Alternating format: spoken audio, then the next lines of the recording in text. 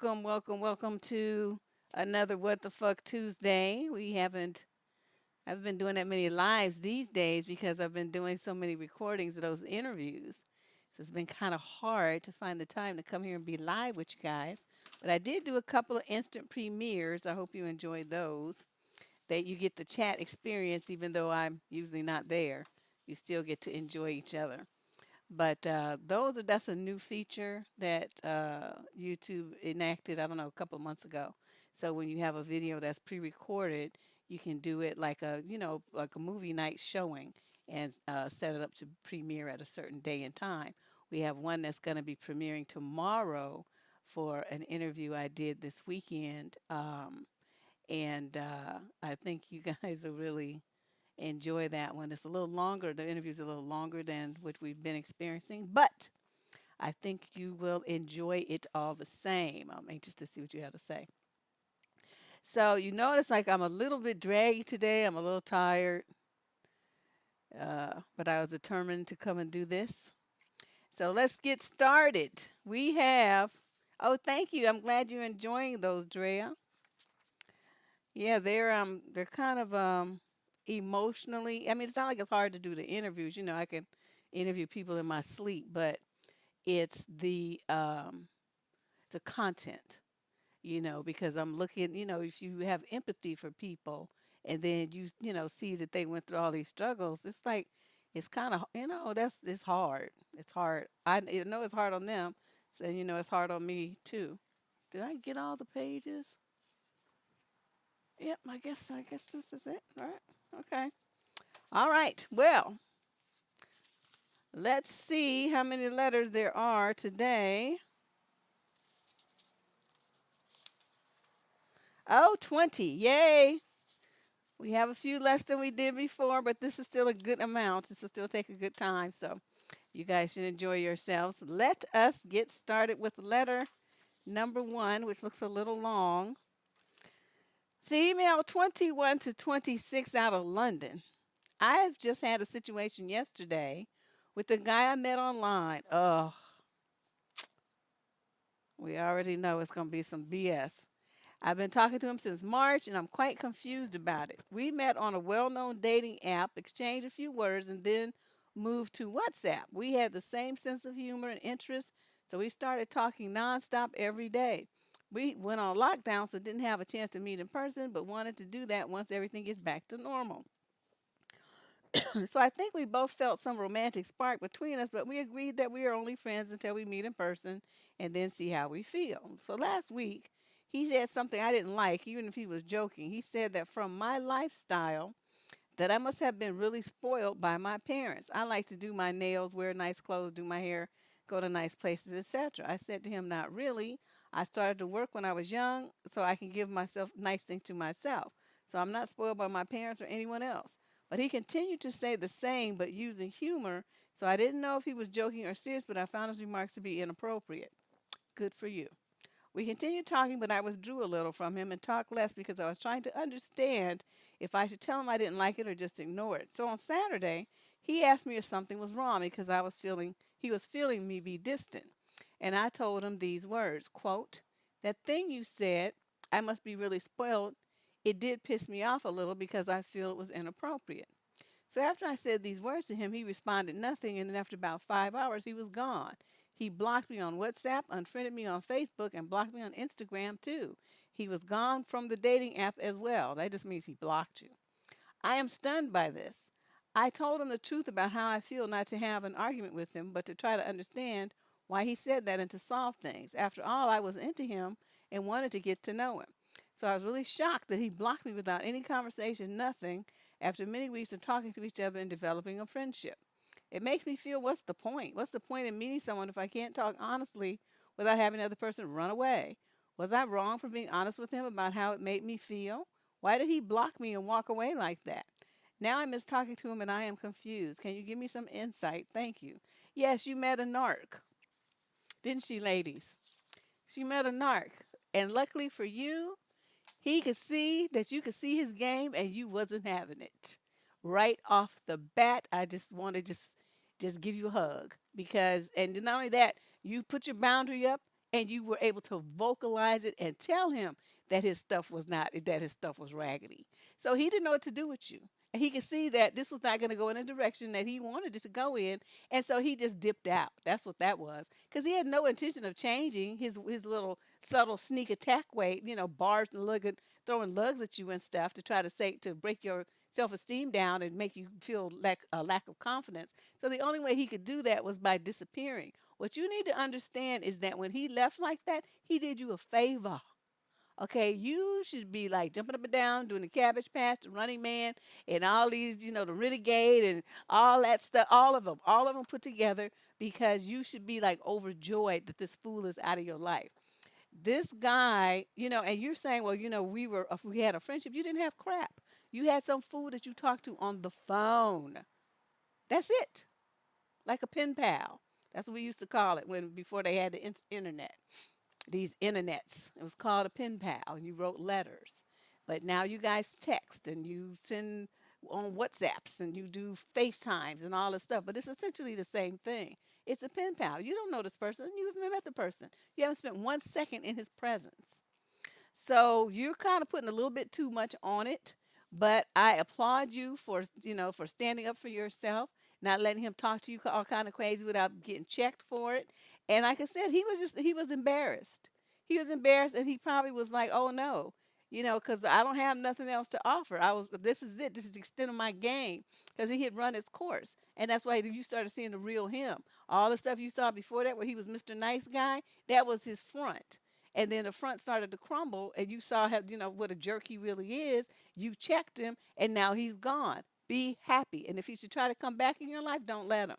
That's the number one mistake women make. They go backwards. Hey everybody, hey lady boss.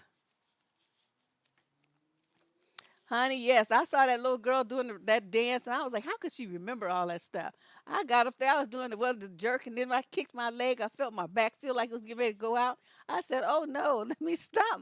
Let me stop moving now before I hurt myself. And she, she's 14, so of course she's doing all stuff. And even what's his name? The name's guy dies on Twitch. Isn't that his name? Twitch on Ellen show. He did it up there for about 30 seconds, and then he went and got his behind back behind that console and just watched her. Cause see, just like there's certain things you can only do when you're 14. After that, you need to sit down and just stop and just accept that you're too old for that. So that's where I was with it. But she's so cute, and I'm glad she's getting the recognition that she deserves for being the creator of that. So that's what's happening to you. I'm off on one of my sidetracks. That's what happened to you, girlfriend. So be glad. Question number 2. We have 20 questions tonight for those of you who count. 20 live advice questions on the show, What the Fuck Tuesday. We do this here every Tuesday night. People send in their advice letters. We read them on the air, and then I give one of my witty, crazy, insightful, educational responses. See, because it could be one or all of those. You just never know what's going to come out of my mouth. So here we are, question number 2. Female, 18 to 21. She's from San Bernardino, California. It's been about a month since we've broken up. He, and she put that in caps, broke up with me. I have not initiated contact at all. He, on the other hand, will send me a funny meme or a funny GIF every few days or so. I would just reply a simple reply, and he would disappear and then come back a few days later with another meme. We did agree to stay in contact, but our breakup is still so fresh, and I want to leave him alone and give him space, which is why I haven't initiated contact. Meanwhile, he is sending me these memes just like what he would usually do when we were still dating. I'm so confused. What should I do? You should block him on your phone. You don't know how to do that? So he can't send you those things. And y'all stop agreeing when these men try to throw you that Mickey Mouse crumb about, let's be friends, let's stay in contact. Say, hell no, I'm not going to stay in contact with your raggedy ass. Ain't nobody trying to be in contact with you. I can't stand you. Okay? And especially in a situation where he broke up with you, what in the world would you let him tap dance his way in and out, in and out, in and out, in and out of your life like that for? No. Once you leave, you stay gone. Just like when we was little kids, remember? You go outside, your mama said, don't be running in and out this house. Once you leave out of here, you better stay outside till you got, and then you would be like trying to figure out where you could use the bathroom in the bushes, anything, because once you went into the house, you was going to have to stay in there because mama was not playing that. It's the same thing. You got to have that attitude with men trying to run in and out your life. Just like it's your mother did about you running out the house. Same thing. Okay? I'm trying to tell you, just block them, And I don't understand. I still really, I mean, I have a couple of videos where I talk about women trying to be friends with the exes. I honestly do not understand that waste of time and energy. I just, why would you do that? Unless you have a kid with a person, you got to co-parent. There's no reason in this world for you to ever be friends, friendly, talk to, see, go out to dinner with, lunch, breathe on, look at, nothing with an ex. I just don't understand that. We have 20, Sue. That was question number 2. Yeah, so you just block him, and that will be the solution to all of these problems and the answer that you're seeking. It's called the block and delete. And I suggest you put it into action. Question number 3, female, 30 to 36, out of Memphis. I met a man, 34, in December, and we started seeing each other. At the beginning, I was distant because I didn't want to get hurt again and I didn't want to fall in love. Our first 2 months were awesome. He called me every day and wanted to see me. Then he left for a vacation with his friends for a month. This is where he started to change. He didn't go nowhere for no damn month. Do you believe that? When he got back, he didn't call me anymore and ask me how I am. I thought maybe he was busy during his vacation, but he returned, he still didn't reach out to me. Sometimes he would send me random pictures, but that's it. I tried to talk to him about this, but he doesn't answer my questions. Now, due to lockdown, we can't see each other. I asked him if he thinks we should see each other again. His answer is, I think so. He says I'm getting on his nerves with my attitude. But all I want to know is if we're still on or not. He always said that he'd tell me straightforward when things would change, and I expected the same. 2 months now, we haven't seen each other. He never called and barely texted me. Sometimes he sends me selfies or pictures of his care or so on. What does that mean? She must mean car. The thing is, we had a great connection at the beginning. We even shared the same birthday. I wanted to talk to him a few days ago, so I asked him to call me, but I wanted a clear answer. He didn't. Instead, he sent me a picture and asked me how I was. I don't know what to do anymore. I'm heartbroken and sad. I really, really liked this guy. I wanted a closure, but now I spent 2 months of my life, 5 months since we met, hoping. Do you have a suggestion for me? Should I call him and confront him? He still views my online stories. He doesn't add any women on his Instagram. I'm his only one besides his male friends and family, but I don't know what to do. Stop stalking that man's social media pages, for one thing. Get a freaking life. Oh, what was that? Oh, Leandra. Uh-oh. You know what? Leandra's digging in her pocket. That must mean some poor man got hit. That's what that means. Thank you, Leandra. Um, Girlfriend, you chase a dude. How many times have I told you guys you don't never chase a man? You never chase a man. You don't call a man. You don't ask a man to come see you. You don't ask him, what are we? You decide that. You don't let some man dictate your life. Well, are we still on or not? You decide that. And it all boils down to, I mean, I swear I could just write a book with this one sentence. If a man's not giving you the relationship that you want, you cut him loose. That's it. It's very simple. You don't have to negotiate, talk about it, ask about it, question it, cry about it, nothing. You just cut him loose because he's not giving you what you need. He's not giving you what you want. There's nothing else. There's nobody, you don't need to be in a relationship just to, say that you in one and you miserable. Why would you do that to yourself? It just seems like there's a whole bunch of women don't like themselves very much. That's all I can say. Yeah, Lady Boss, we know Leandra. I'm scared of Leandra, to tell you the truth. If I was a dude, I'd be giving her a wide berth. Wide. Super wide. But yeah, this is, when I read letters like this from young women, it's just kind of sad because actually you're not even that young. You're 30. Well, you in the 30 to 36 group. He's 34, so he may, he only be 30, but still that's a little too old to not have a grasp on your dignity. Thanks, Angelica. Your pride, your sense of, having boundaries in what you will and will not accept. I mean, usually we see that a lot in girls who are way younger than in their 30s.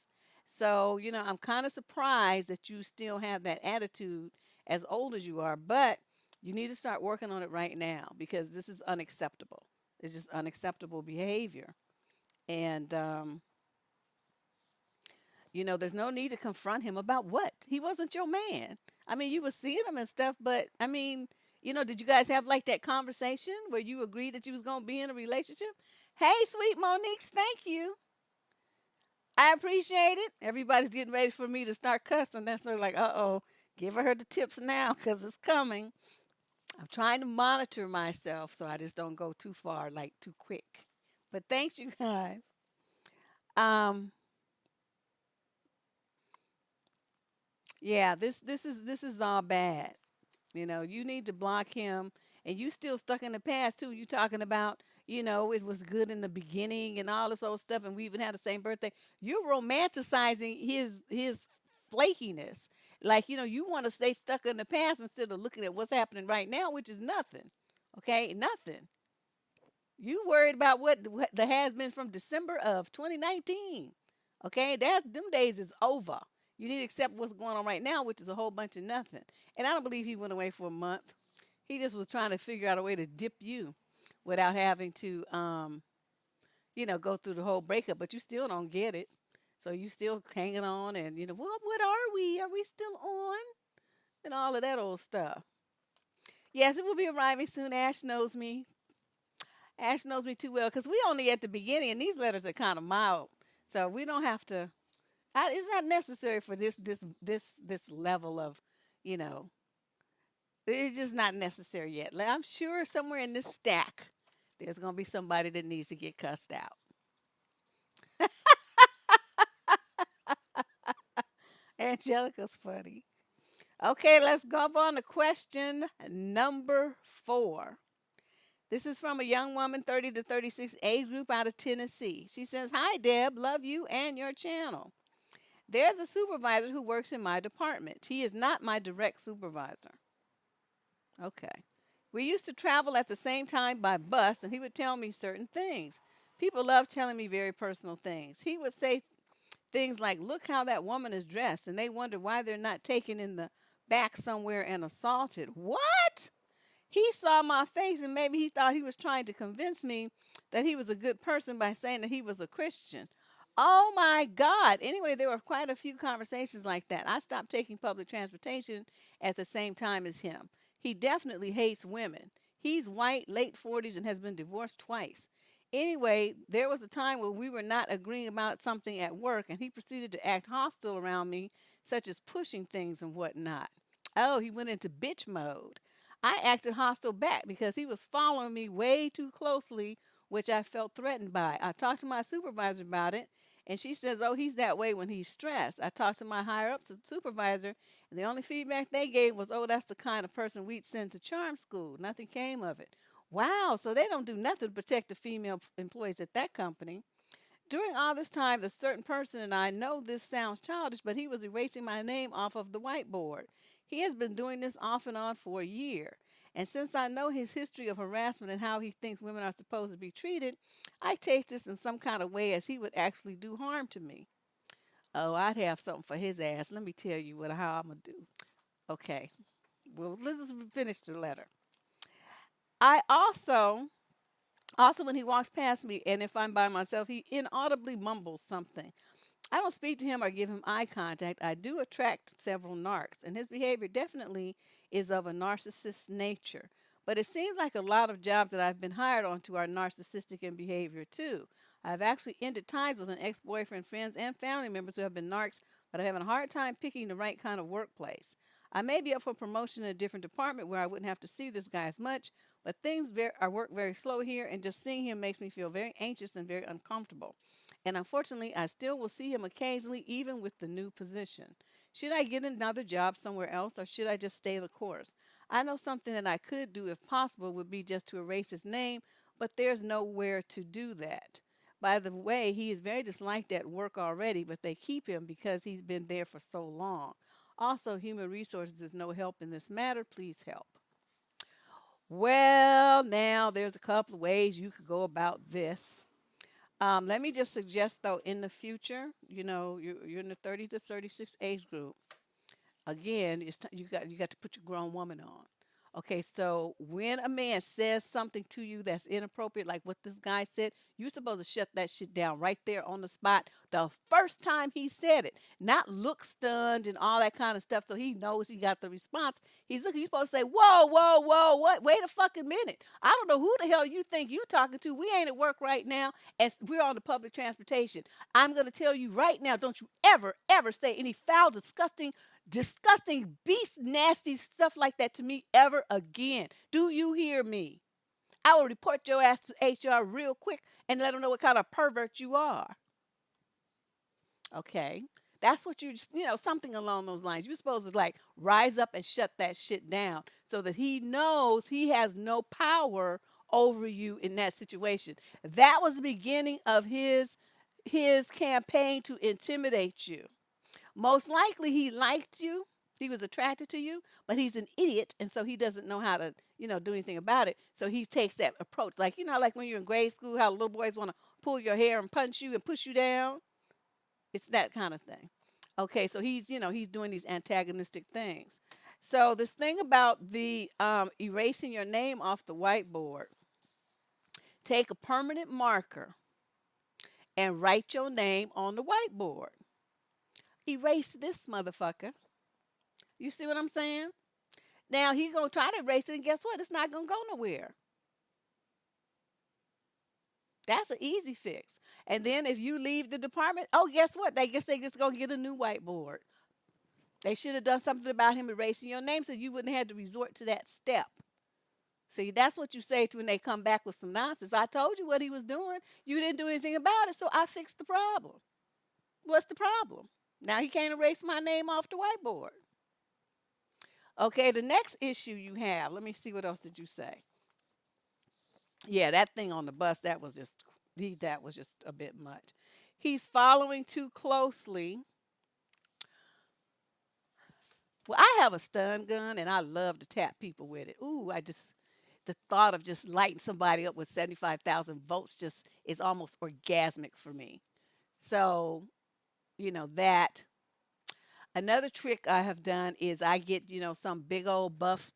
You give them $50, they'll come up to the job and say, "Look, I need you to come up here and check this whiteboard for me." And they could say he's like your brother or something. You don't have to stay. The guy doesn't have to really be a relative. It doesn't even really be anybody that you know. It has to be somebody willing to play this role for about 5 minutes. They come in your job like you going to lunch, right? And you say, "Oh, this the dude right here who's been trying to intimidate me, erasing my name off the board, following too close behind me, and tossing stuff around like he's trying to intimidate me." So then the big black buff dude is gonna get up in his face and say, "Motherfucker, you better leave her alone, cause I know where you work and I know which car is yours. Do that shit again and watch what happens." So see, they only do that kind of stuff to women. They don't do it to other men because they're scared. They're little punk bitches. And so he would be shut right down because he would know that you have backup. Like I said, even if you have to pay the dude. Because I used to have a friend named Ben. You give Ben $75, honey, and he would ride up on his motorcycle and fuck somebody up.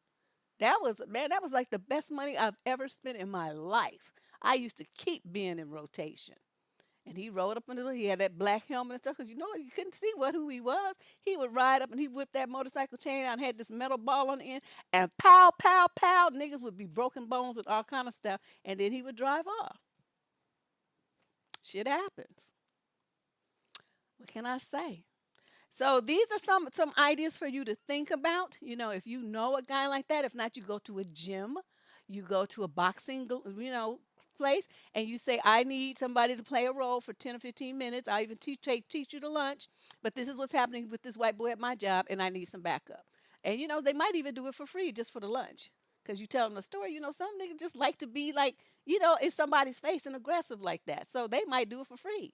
But I'm just saying, offer them $50 or something, and then, make that happen. Another thing is,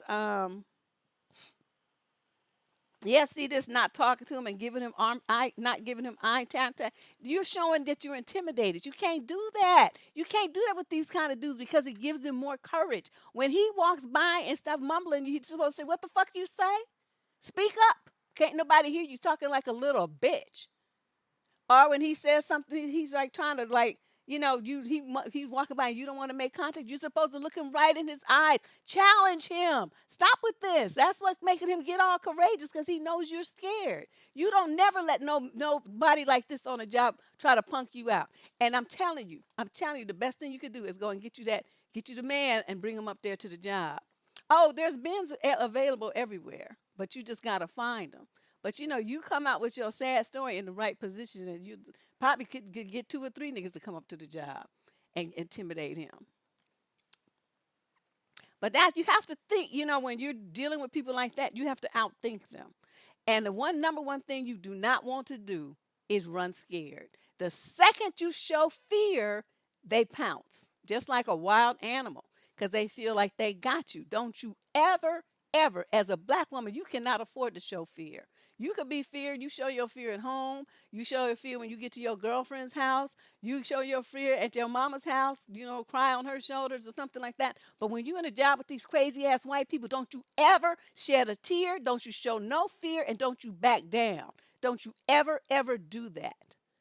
So I'm telling you how to get around them. You did the right thing. You went to HR first. Okay, they had their chance. They fucked it up. So now it's time for you to take the matters into your own hands, and it's time to get dirty. So you get dirty and you get gully with it, and don't you dare back down. I'm telling you, you got to put that dude in check. And that's one thing what I'm telling you is those white people. That's how they used to, they try to intimidate you. But when you rear up, because I've been in corporate America since I was 16 years old. I have seen some shit, and I have done some shit. And every time when I sue, I walk away with a whole bunch of money. So you can't let them, you know, you can't let them intimidate you. You got to get them in check and let them know you better go try that shit somewhere else. It's not gonna fly here. But that's what he's doing. And then talk to the manager in the other department and say, what is your timeline? Because either I want this promotion to happen within the next 30 days or I'm going to leave the company. Because I need, I want to get my career going here. Time is passing. It's time for me to make some moves, and I would love to make them here. I would love to be in your department, but you have to do what's best for me.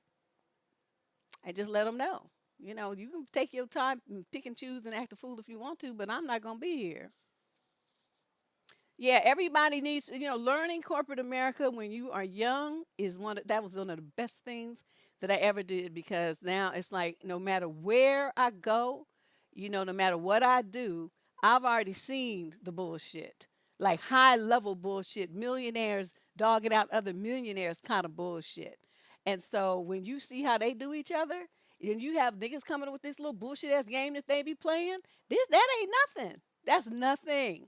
So I'm telling you what you need to do. So find your nuts, your ovaries, whatever, whatever, and you better get your plan together and get this dude in check. But the first thing you do is stop at Walmart and get you a permanent marker and write your name up there.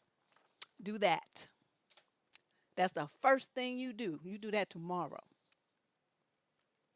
But yeah, put your resume out, see what's happening, because it's good when you go in there and say, well, I have another offer. Are you going to make this happen now or shall I leave? So, do that. Oh, is that you? Somebody saying thank you? Yeah, see? Yeah, when they want to be all close to you and stuff, you turn around and you say, why you all up on me? Back the fuck up. Where's your personal, what they calling it now? Your personal whatever, this new thing that they have where you're supposed to stay 6 feet away from people. You can use that as excuse. That's the hot thing right now. So he's supposed to stay 6 feet away from anybody. And then, but the main thing is stop running scared. Look him in his damn eyes and then snort. Look at him derisively, like, that kind of thing, like, like he's a fucking joke, and that's gonna just infuriate him. But you haven't said a word. Man, I'm telling you, I was just so terrible. Ooh, weird white boys out. But, that kind of stuff. Well, you don't say anything, but your expression just shows disgust. You make sounds, you roll your eyes when they start talking. One of the maddest I ever saw was this social distancing. There you go. This white boy that I worked for, I couldn't stand his ass. This is when I worked at a law firm. He was a, what you call it, associate. And he didn't like the way, that I looked at him. Well, I couldn't stand his ass. So he got like all my ghetto hood rat expressions. And so then when he called in his office, right, he gonna call himself, I'm sitting on the other side of the desk, and he's over there, and he gonna call himself, he checking me, and he's, yelling at me and stuff. This was me. I'm out the window looking like this, rotating in my chair, spinning the chair around. I was just doing everything in the world to show him I don't give a fuck what you talking about. But I didn't say a word, right? So he couldn't say I said anything. But it just the way I treated him, he was furious. His face was so red. He's like, "That's what I'm talking about. You don't give me any respect." I'm like, "I haven't said a word. Why you say that?" And I'm spinning the chair, spinning, just looking out the window because he had a nice office. He could see like all across the Bay Bridge and all the water and everything. That's how you got to do them. Yeah. Okay. So just keep that in mind. On any job, you're the most important person there. You. Let's move on to question number 5. Female, 21 to 26, out of Washington, D.C. Man, I wish I could jump in your body for about 24 hours. I would have that white boy so terrified. He would be at his desk like, what the hell just happened to me? Yeah, you got it. Yeah, that's good. Okay. You on it. So you got some other ideas now. So make that happen. Start looking for you a being. I know I told you guys I'm an asshole, and you always just say Dev's not an asshole. Yes, I am. I I take it to a whole new level.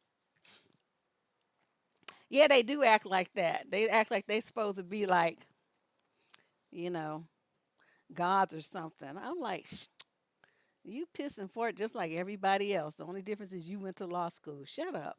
Sit down somewhere. All right, question number 5, female 26, Washington, D.C. I'm an assistant manager at a popular clothing store in my city. About a month ago, before we got shut down due to COVID-19, a guy walks in asking for help to find a nice shirt for his sister's upcoming graduation. So I helped him. Once I helped him find a shirt, he saw the selection of clothes we had and ended up staying in the store for an hour, shopping and picking through things. I helped him find spring clothes and shoes, etc. While I helped him, he was a little flirtatious, and I ended up ringing his purchase up and we exchanged numbers. A week after that, he finally texted me and acknowledged who he was, and from that day, he's texted me almost daily. We met up about 3 weeks ago at a where we parked. We sat in my car. Okay, this is going in all kind of bad directions. And talked for 3 hours, and he told me he had to go around 1 a.m. Wait a minute, you just don't even know this dude, and you in the dark in the park with him in that time of night? Before he got out of my car, he asked me how did I feel about him so far. Then he asked would I be willing to hang out again. Ever since the car meetup, he's been begging for me to come spend time with him. He even asked did I want him to pick me up from my place, but I've been distant. I wasn't really feeling a connection after we met up at the park. He was really talkative, but he mainly talked about his kids in the car, so I didn't really find him interesting. But he's been consistent on texting me and asking me out, even though I rarely text back and I haven't been giving him the time of day. Today he asked me, well, when are you going to stop being scared and let me get to know you? You treated me like inbred. I texted him back and was like, what do you mean I'm treating you like inbred? And he said, no one likes the last piece of bread. I call that the end bread or the first piece of bread. I want to be treated like a croissant or a buttery biscuit. Nigga, no. Oh, thanks, LJG. Ha ha ha. And I responded, LOL, that's funny and cute. Him, I'm cooking tomorrow and I rarely cook, but can you come over? I'll come and pick you up if you don't want to drive. Me, yeah, I can come. I'll drive myself though, thanks. And he responded, okay, I normally eat around 7 or 8, so anything around that time would be perfect. Is he inviting me over for eggplant? I don't mind going over for a warm meal and to watch a movie, but I rarely go over at men's houses because they normally come to mine if we even get that far. Girl, let me slow your roll. Wait a minute. See, this is another young woman, 21 to 26 age group that's dumb. I'm sorry. But as much as you had to have been on the channel listening to the other advice things and listening to these videos and hearing the stories of these women who do dumb stuff like this. Why are you doing this? Do you know that your behind could have turned up a dead body in that park? And nobody would have known what happened or what happened to you because you up there with some man you don't even know in the park in the middle of the night calling that a date? Are you out of your mind? Don't you ever do no shit like that again. If a man can't come and pick you up and take you somewhere or you meet him there in the daytime, in like normal day hours, and you have like a real date in a place where there's like people and stuff, then you don't go. And right now with COVID in place, that's a good reason to say no. Let's just wait on all of that until after all of this shelter in place is over. I'm not really in the space to date, and I don't think it's appropriate for us to be, so less than socially distant space apart. Okay, you young girls be killing me with this, and then you try to figure out, why all these young bodies showing up in parks and stuff. This shit here, stop it. You don't be letting no clown in your car sitting up there and he gets out the car at 1 o'clock in the morning. You in the park in the middle of nowhere. What if he had a bunch of his friends? Now he done texted them where you are, right? So here suddenly your car surrounded by 3 or 4 niggas. What you gonna do? It's a park. It's the middle of the night. Nobody's there. You can scream all you want to. Are you understanding what I'm saying here? The risk that you just took and put yourself in because somebody texted you a couple of times? You're out of your mind, young lady. You better get yourself together. Don't you ever do anything like this ever again as long as you live. I'm telling you. And this thing here, you're not giving him the time of day. Unfortunately, he knows where you work. So what you're going to have to do is tell him that you got back together with your ex-boyfriend. That's what you're going to tell him. Because he's like a desperate, he's trying too hard. So this is somebody who's desperate for some booty. That means he just, no. Nobody wants somebody who's desperate. So you gonna tell him you got back with your ex-boyfriend and thank you very much. And your boyfriend wants you to get all the other men off your phone. So it's been nice knowing him. And then you block his number. That's what you do. Okay, that's very convenient. Every man knows what that means, and then you just be done with him. And don't you ever do that again. People coming in your store trying to pick you up at your place of employment. Keep work and romance separate. Don't ever do that. Because now the motherfuckers know where you work. Okay, you don't do that. You don't ever do that. Keep your workplace like pure and away from knuckleheads. They can come in there and look at you all they want to, but you not getting nobody your number, and you're not doing it. So you're gonna block him, and if you can't do that, then change your number. Oh my God, I just cannot believe this girl coming over for a warm meal and to watch a movie. You're not doing that either. If it ain't your man or a relative, you're not doing that either. Ooh, Lord have mercy. She don't need to find a bench. She need to find like some sense. This is like we know when people are like too, I don't know. I don't even know what to call it, but not like not feeling, taking enough importance, not focusing enough on the risk that they're putting themselves in, the dangers of the situation, the choices that they're making. They're just like, oh, I'm going over to some guy's house. No, you don't do that. You don't know who's gonna be up in their houses. See, that's how I think. I don't know I don't know your situation. You got, the door down the room, down the hall is closed. Okay, then suddenly the door open and here come 3 or 4 niggas out the door. What now? What? What you gonna do? You don't put yourself in those kind of situations. You can't be trusting these people. Just somebody came in the store talking about it was for his sister's graduation. You don't know if he even has a sister. Just because he came in the store and bought the shirt. He could have been peeping through the window and seeing you and wanted to get at you and came up with that story. And then here you go falling for a hook, line, and sinker. I'm telling you, this is just scary. If you were my daughter, I don't care if you are in your 20s, I'd be beating your ass right now for being stupid. Woo! Question number 6, female, 21 to 26, Atlanta suburbs, it says. Atlanta suburbs. So I met this guy on the bus, and we started talking. Soon after we exchanged social media, he asked me out, and I accepted. The first date was as if from a romantic movie. We went to a cozy cafe and sat at the private balcony. Then we strolled. Oh, look at this language, strolled. She way into her romance novels at the most popular street in Athens and teased one another. I was very excited about the date and almost certain that a second would follow. As it turned out, it didn't. In fact, when after a few days I asked him out, he told me that he had plans with his friends and that we would arrange something soon. That never happened. At one point, when I was trying to talk to him casually, his messages were short until he left me on read. I was pretty devastated, crying and questioning my self worth. Wait a minute. Didn't they only go on one date? After a month of complete silence, I've decided to ask him for some feedback and teased him a little about COVID 19. He's a med student, and it was right before quarantine. Well, guess what? He only responded about COVID, ignoring the rest of my message. I was furious, but politely answered that it's okay if he doesn't want to explain, but it would be better for him in the future to communicate his purposes and not just vanish.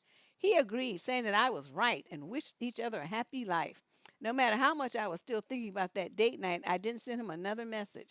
1 month and a half later, on Easter, he sends me a wish for health and happiness. I was so shocked that literally the phone fell from my hands. I mean, I get that it's just a wish, but receiving it from him was too much. And I wasn't expecting it, given his reluctance to continue with me. Ooh, I hear violins playing. I answered briefly, and that was it. No more text, no conversation. The thing is that in 2 days from now, he has his birthday. Well, whenever she sent this in. Pretty ironic if you consider the timing. So I'm debating on whether I should send him a wish out of courtesy and kindness or ignore him and move on with my life. Secretly, I hope that a message might initiate contact, but yet it didn't when he vanished me. I'm not making any extra move. Wouldn't it be polite to send him a message, or would I lose any sense of self respect thinking that he might have wished me just to check if I would reciprocate in a week? No, he probably, those are called mass texts, okay? They can send the same Happy Easter to 30 women that's all in their phone at the same time. You just happen to be one of them, okay? I don't know why you putting all this on it on one date. And you devastated and crying and questioning your self-worth about one date. Something's wrong with you, girlfriend. You need to go see a shrink, like pronto. And then getting furious because somebody didn't answer your question. Don't you understand there's something not right in your head? You got some issues. I don't know what it is. I can't say that. But this response that you're having to one date and a guy deciding that he didn't want to go on a second one with you is way over the top. Way over the top. You're like a psycho. Like, like with the knife and stuff. You're doing too much. And all this sending him secret messages and stuff. So you know what's gonna happen? This is gonna be you. You already got your feelings hurt a couple of times. You just can't take a clue. You just want to just keep on going and just keep like hanging on to this dude like a damn crab. So what he's gonna do is he gonna get tired of being nice to you because he already told you wish you a happy life and all that stuff, right? That means it's over. Don't contact me anymore. So you gonna keep bothering him, and then he's gonna rise up and call you every kind of dumb bitch he could think of, dumb, desperate, all this old stuff. Ask why you keep calling me. You getting on my fucking nerves. It's gonna go down that road, and you know what? Then you're gonna be writing me back saying, "Oh my God, I'm devastated, and I'm in the hospital because I tried to hurt myself or something." That's I just you need to stop. Just stop. Okay, you're doing too much. And you just keep putting yourself in a position where you can just keep hurting yourself over and over and over when the man done already told you. He wished you a happy life. That means goodbye. It's over. Don't contact me again. Okay? And just because you got caught up in a mass text, that means nothing. If you had blocked him like I always tell y'all to do, you wouldn't have got that message and you wouldn't be in all this angst and your feelings wouldn't be hurt and you wouldn't be having this problem. Block and delete a girl's best friend. Yeah, she does sound scary. Talking about I was furious. Why would you be furious about that? See what I mean? Her choice of words is very odd. I mean, this girl's got some problems. Somebody could say, "Oh, I was disappointed," because I had hope, blah blah blah blah. But she was like in a rage. Okay, that's different. That's very different. Yeah, he straight told her. She already ghosted her, right? And then so then when she jammed him up, he said, yeah, you right. And so, well, then, happy life. And she said, we wish each other a happy life. So that means that as far as he's concerned, the goodbye was mutual. Okay, so now you want to keep harassing the dude. He gonna feel like, okay, this chick is a stalker. She's something wrong with her. I got to like, glock up or something because I might have to protect myself because she's doing too much. So I don't know quite what to say about it, but you might want to investigate some time with a psychologist because there is a problem there. And I'm serious right now. That's not normal. Your response is not normal. Question number 7, female, 21 to 26, out of Boise, Idaho. Terrible, as in an impersonal item under $10 coupled with another item he got for free. Uh-oh, something must have got cut off.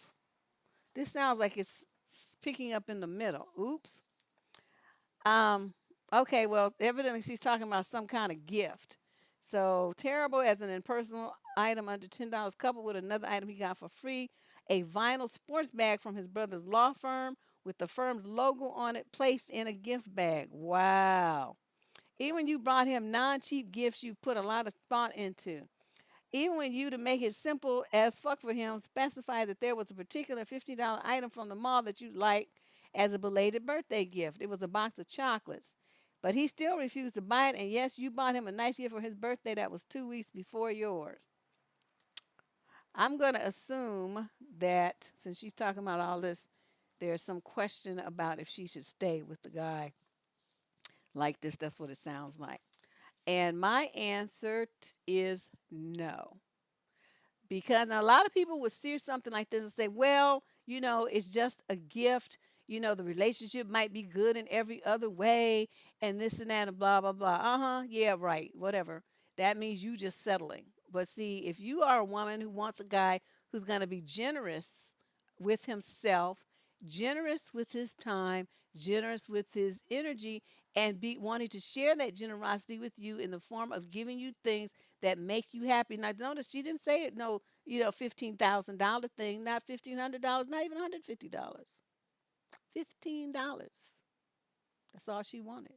And he didn't even want to do that. Now, there could be a reason, like maybe he felt like it was a demand and she was trying to control him or something. Or maybe he wanted to get her a gift that was going to be a surprise. Or I don't know what it is, but usually guys like it if the girl tells them what they want and they get her what they want, what she wants, and then she's happy. So they get the boost to making her happy, and then they didn't have to do no work. You see what I mean? Usually they like that. So I'm really not understanding what this guy's resistance is, but I'm gonna tell you this: he gonna give you some free thing he got from his brother's law firm and had the nerve to put it in a gift bag, and then get you some little like an ashtray type of gift and put it in the gift bag too, and that's supposed to be for your birthday or something. No, you got to get rid of him. You got to get rid of him. I had a guy, oh my God, I have to demonstrate what he did. I have to demonstrate because you're not going to believe. Okay, so Christmas, I used to really like Christmas. He ruined it for me because after this, I was like, fuck Christmas, fuck him, fuck everything. Um, and I wanted, we always, like in my family, we always gave nice gifts and everything. And we go shopping and stuff. It was like a big deal. So I don't know what happened, but he hadn't thought about getting me anything. And so I don't know how many of you know the Bay Area, but there used to be this store. I think it's called Payless Drugstore or something out there in San Francisco. But it was kind of like a Walmart, but it was, I mean, not Walmart, Walgreens type of store where they have like stuff you could buy, like little cheap jewelry and stuff. And, everything else is in the store too. So he goes down there and he gives me some little Timex watch. And of course, it's Christmas Day. So there's no wrapping paper or anything like that. He didn't even look for none. So pretend that this phone is the gift. This is the wrapping paper. He takes the wrapping paper and he holds it. Uh-oh, I forgot this is green, so it's going to mess with my green. Okay, so this is the wrapping paper. And he's just holding the wrapping paper around the present like this. And then he gives it to me. No bow on it, no card, no thought, no concern, no nothing. I told him, take that back to the store, get your money back.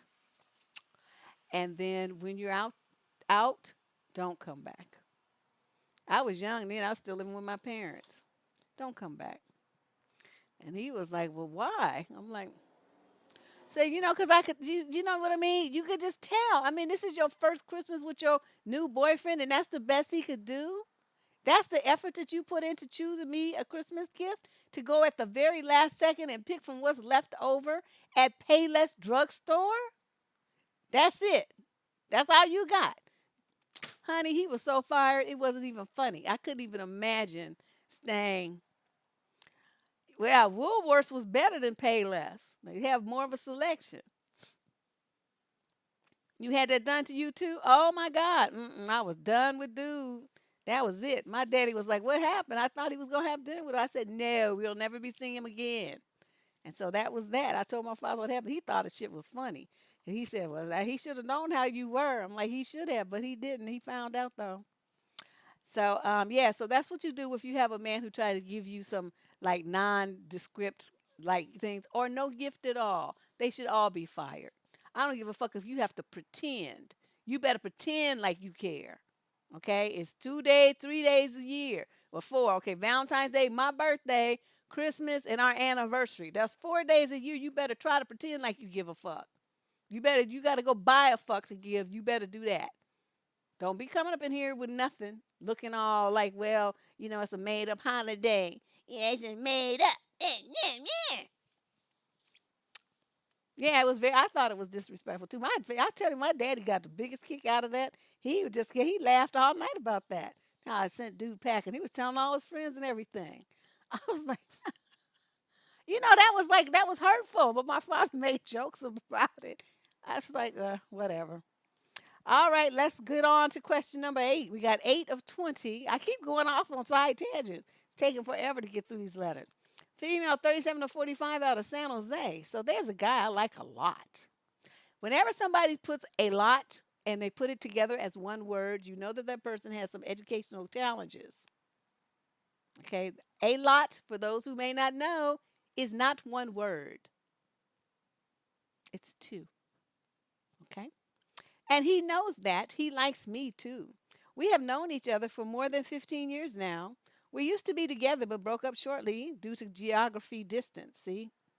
Up to now, we are still on good terms when we are both single. During the lockdown, we've enjoyed spending more time for each other. We texted, exchanged news, pets, photos, chit chat about old friends, old memories.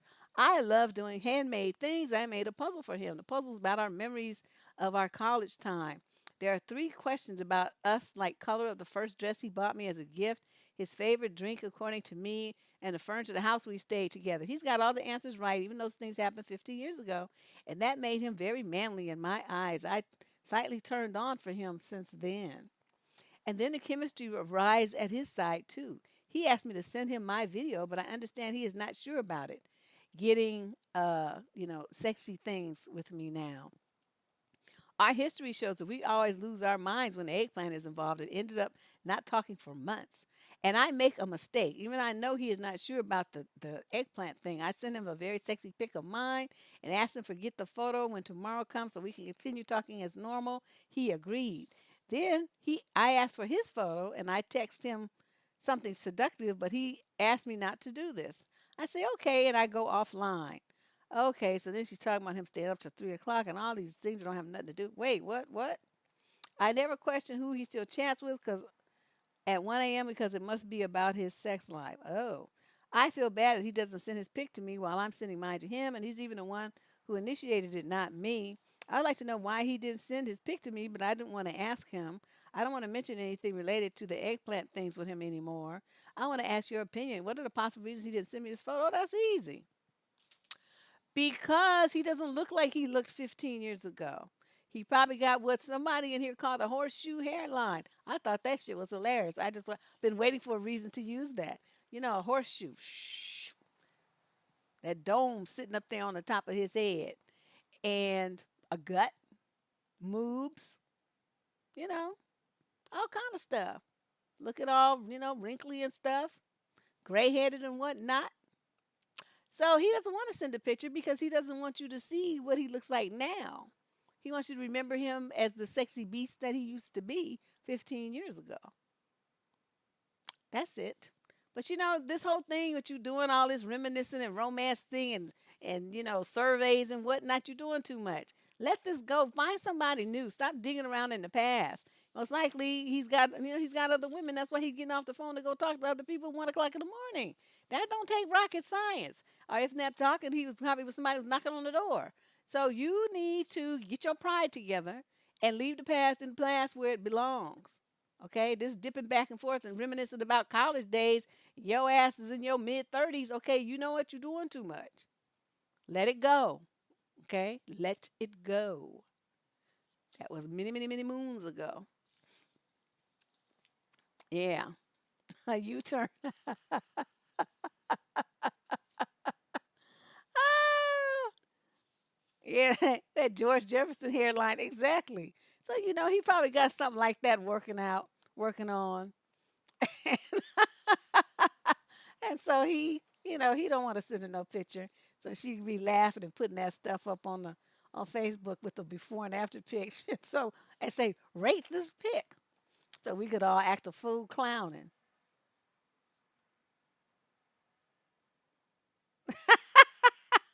Well, she knew him in college, so I mean, I'm sure he's, a little bit older than her, but 15 years ago, that's a long time. Shoot, I saw some pictures of me 10 years ago. I was like, wow, look how young and fresh I look on some early videos. It's like, that's before I got stressed out, before y'all start stressing me out. See? That's like shit. The sister's on age a lot in 10 years. Yeah, she is doing the most. She's just doing too much. All right, let's move on to question number 10. We at the halfway mark. Female 21 to 26 out of the UK. And she says, has you ever heard of a male telling you that the reason he's been distant towards you is because he's depressed? I don't want to be too cold, but I'm having some doubts. He was so eager to chat and wanting to get together. Always overly excited, but slowly he's become quiet, going days without talking to me. I've had to do the reaching out. I don't know what triggered this. I've questioned him, told him his behavior concerned me, reminded him what I was looking for, told him if it wasn't the same to respect that we should part ways. He responded to me that it's not me. He has said he wants the same thing as I do, but not to worry. Explained to me that he's feeling low and has for a while, but recently it's become worse. I offered to openly listen to whatever's going on with him with no judgment so I could better understand him. He's vague. Okay, how long was you dating this clown? Usually that's the first thing you guys want to say, but you don't put it in here. Um, He's vague and changes topics. He's promising me we'll talk, but never does. His actions or lack thereof make me feel differently. I've been trying to be sensitive to the fact that he told me he's been feeling terrible and that it's not me. I just got a gut feeling that maybe he's hiding something. Something doesn't feel right. Maybe he's seeing someone else. He's not ready to end with me quite yet, as he's not sure what he wants. Is he using possible depression as an excuse? Is this a possible red flag he's playing me, or am I being selfish paranoid? No, remember? Okay, I don't know if the video went up yet. You guys, you have to trust your gut. Your gut is telling you what is real, but you're trying to second guess it. You're trying to overanalyze this and trying to justify it and make excuses for it instead of following your gut, which is telling you 100% right. He owns some bullshit. He owns some bullshit. That's one of the things. Either, this is the game they play. Either somebody died, right? They on their way to a funeral. Somebody died. Just came from a funeral. It's something about some death in the family, or they're depressed. Sometimes it's both. But it's always one of them two games that they run because they want to ease out of the situation and they don't want you to be mad. They want you to feel sympathetic towards them instead of angry at them, dipping and dodging and avoiding your calls and all this stuff. So they play that game and you sensed it. You recognize it. This is why I tell y'all, if you meet some dude and he tells you I'm depressed, you say, bye, motherfucker.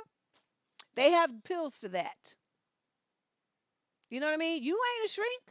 And if you were, you need to be charging $200 an hour to be his therapist. So you could get paid by Blue Cross, Blue Shield, and all of them people, for your time.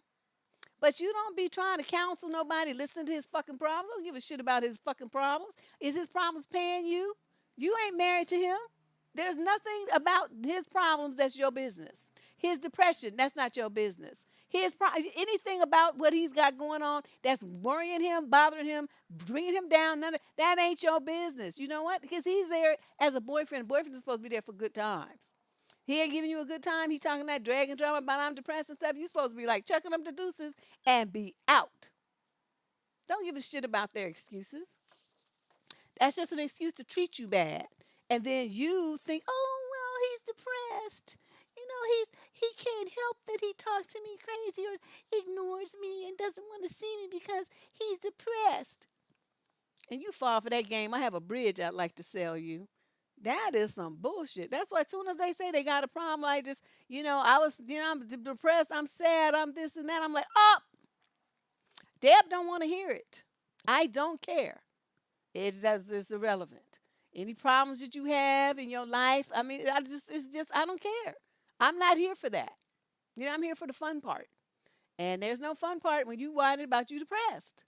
And why you can't do what I need you to do and be what I need you to be for me. And so I have to sacrifice what I want because of your depression. That's the game, ladies. You don't understand. And they play on your sympathy. And you guys who have some, you all that have that, they use it against you. That's what I'm trying to get. I'm not saying don't have sympathy. It's a wonderful thing to have. I probably should have more, but I just don't. But you have it, but you have to be very cognizant of who you show it to, who deserves that sympathy and that empathy and that kind of support. It's not some jackleg motherfucker that you just met, you ain't married to, you don't have no kids with, he's not related to you, you don't owe him shit. And so he starts playing this game and drama, running this game on about, I'm depressed and I have problems, I have this and that. You say, oh, that's really nice, and too bad I'm not interested. I don't really care about your problem. Don't let them do you like that. I told you how I did the dude who asked me for $50 for his grandmother. His grandmother need $50 for some medicine. I said, oh, I guess that bitch about to die then, because I'm not giving you shit.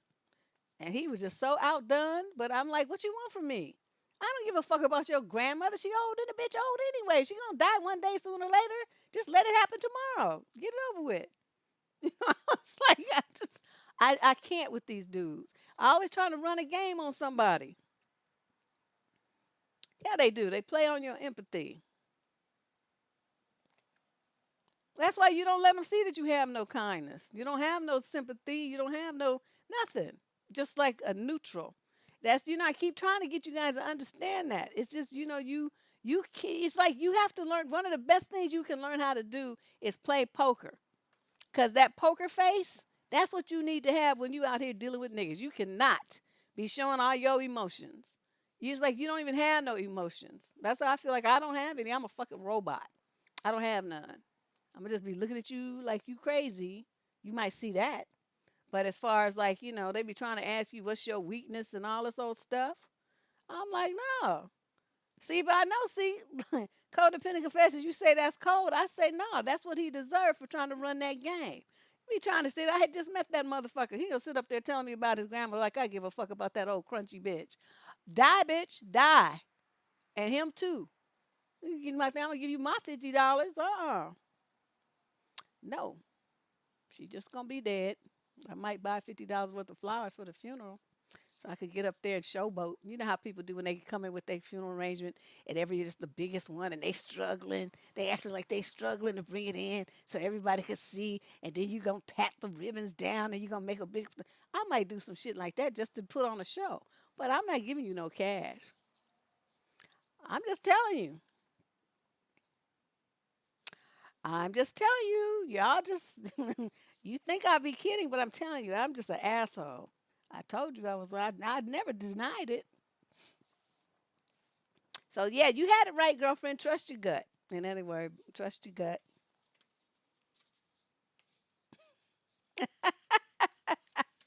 I just don't give a fuck. Question number 11. Female, 56 to 65 out Ottawa. I have been dating someone exclusively for 9 months. Ooh, notice how she threw that exclusively in there. He is in very good physical condition, even though he's well into his 60s. I'm in my early 60s. I've always struggled with my weight. Although I'm still in the normal range, I do fluctuate 10 to 15 pounds, which makes a difference. Shit, every woman does. He has always stressed me exercising more, and he's a rather athletic person. I enjoy walking and some light exercise, but I'm not the kind of person to go to the gym. You should try it. You might like it. I have been trying to lose weight for several months. I've gone up and down maybe 8 pounds. Because of the quarantine, I've been working from home and probably eating a bit more than normal. You and everybody else. So I might have put back on a few pounds. This morning, he said something to me. He said in the middle of us making whoopee that I could use more exercise. Wow.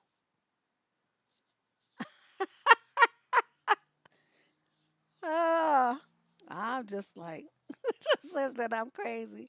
I'm not crazy. I just be telling you the truth. So dude gonna tell her that she need to do some exercise. What? I'm like, shit, you need to do some dick ups. How about that? Cause that shit you got there is flabby. The rest of your body might not be, but you got to say something to crush him back. You can't just let them say some crazy shit to you and you don't fire back. Okay, so he says that, and she says, even though I know it's true, it just came out of the blue. And I know that he wants me to be healthy, but I'll never be skinny. And I felt like him saying to him, he's looking for someone really thin. I'm not that one. I know he loves me and I do love him, but something needs to be talked about like that. I believe he was somewhat hurt about an incident that happened yesterday, and it doesn't really matter what it is. Yes, it does. You should have told me. You're going to tell the whole story. Was just something that he thinks was rather slighted concerning one of my family members. Even if that's the case, I don't think his statement was appropriate. What are your thoughts on the situation? Oh no, he would have got cussed out. He'd have became every kind of motherfucker I could have thought of. Because of the fact that, okay, here I am in the bed with you, we, doing the do, and you gonna say you could do some exercise. Now what's he trying to say? You're unattractive, you're not sexy, you're this. I mean, there's a whole that word, that phrase is very loaded. Yet here you are jumping up and down on somebody. And you gonna talk to him like that? See, no, you would have to get off of me and get out. And any relationship that we had would be over as of that second. I'm just like, it's like with me, I don't know. It's like I have this thing like you say some fucked up stuff to me, as like a switch turns off. So the guys who have done the best with me, they do this. Like my husband, he didn't say nothing. He knew better. Now he might have said it to somebody else and wrote it in his diary, his online blog or something. I don't know where he said it or if he just held it in. But he didn't say it to me. And that's the part that matters. So once my ears hear some fucked up shit from a man who's supposed to be I'm in a relationship with, and it's about some kind of negative criticism about me, my body, how I do things, my hobbies, my interests, my friends, my family, anything about the choices that I make for myself, and I didn't ask you your opinion, and you gonna call yourself sharing it anyway, you're getting cussed out, and then the relationship is over. Like that. I tell you, it's like a light switch just turns off, and any feelings that I had for you go right down the tube. It's just amazing.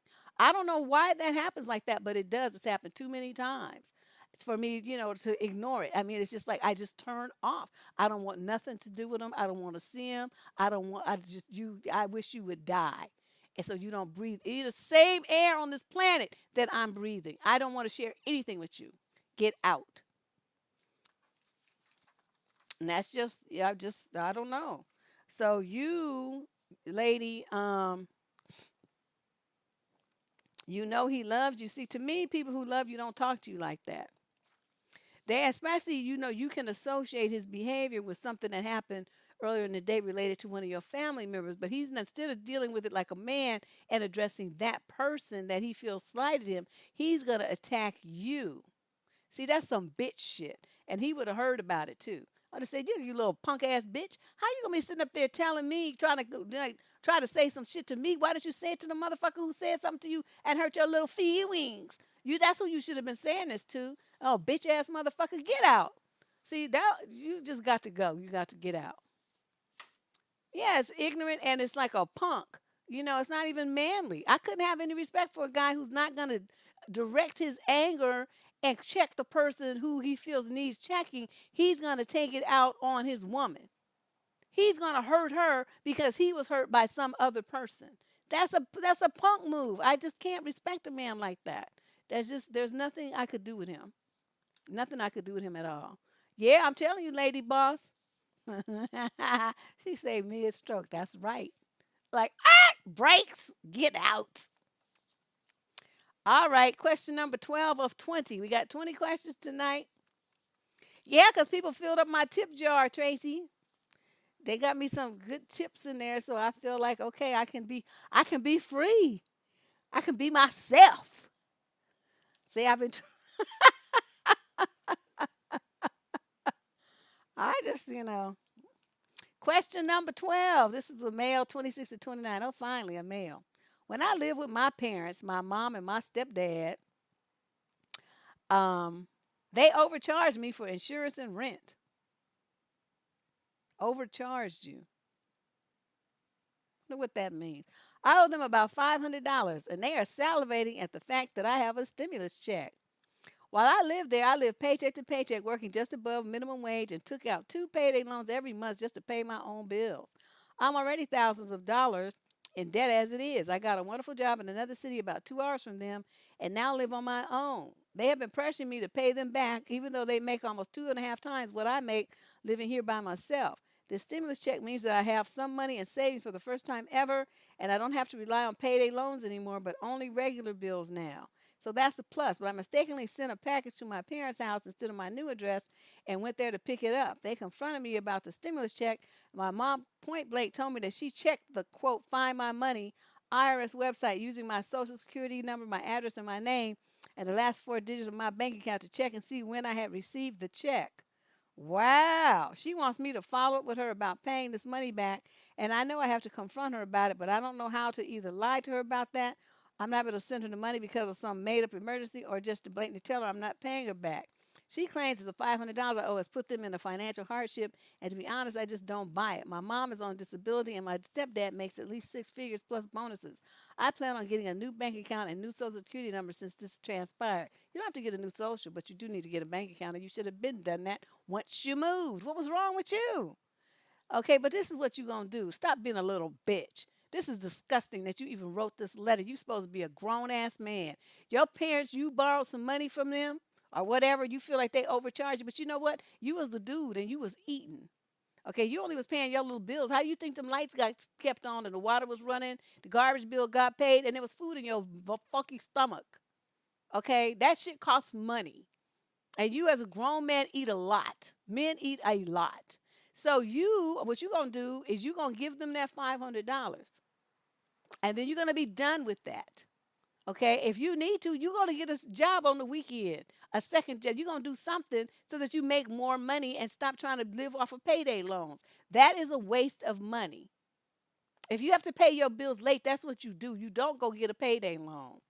I don't know why people do that. You just pay the bills late, so your credit's fucked up. Oh well. You can straighten it out later, but you don't get into hundreds and hundreds of dollars of debt with payday loans. You don't do that. Okay, you pay what you really need to pay, like your rent. You want to keep the lights on and stuff. You got like the 60-day grace period on car notes and stuff like that. So, I mean, there's some flexibility there that you could do until you get a second job and make some money. But right, extra money. But this whole thing that you're trying to do now, you could drive at night and be an Uber driver or something and make some extra money. There's all kind of options here for you to make extra money so that you don't live paycheck to paycheck and you have money in the bank and you're going to pay your parents back. That's the first thing you're going to do. You're not going to be some dusty bum motherfucker thinking I'm going to co-sign on you stiffing your parents when they have, put a roof over your head and fed you and all of that for all that time. Okay, give them that Mickey Mouse $500. That ain't shit. You lucky it's not 5,000. And whatever that account is that your mother had, what you call it, access to, close it. Take all your money out and open a credit union account. They give better interest rates. The services of your checking account will be free. I mean, start managing your money in a smarter way. Their interest rates is higher on your certificates of deposit, all kinds of stuff. You're going to get a car loan or a house loan or something, the interest rate's going to be lower. Get your butt in a credit union and start now. Yeah, that's what I mean. So he was just wasting so much money on these payday loans, try to pay a bill on time. Fuck a bill on time. You just gonna wait, and that's just how it is. All right, but you gonna pay them that money. Just stop being a dust mite. Question number 13, male, 21 to 26, out of Florida.